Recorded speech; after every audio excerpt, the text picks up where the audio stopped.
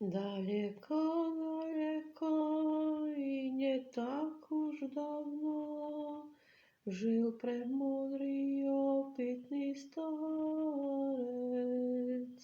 и всегда он твердил, и всегда говорил: слава Богу за скорбь и за радость, слава Богу за все, слава Богу за все, слава Богу за скорбь и за радость. Если кто-то тебе чем-то здесь оскорбил, не старайся пред ним оправдаться,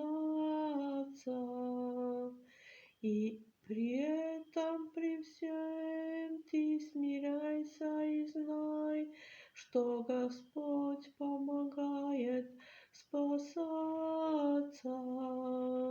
Слава Богу за все, слава Богу за все, что Господь помогает спасаться.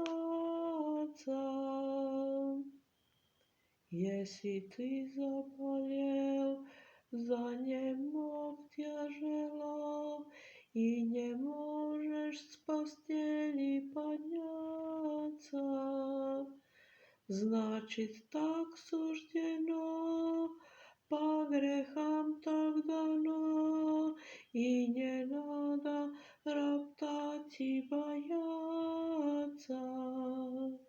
Слава Богу за все, слава Богу за все, и не надо роптать и бояться.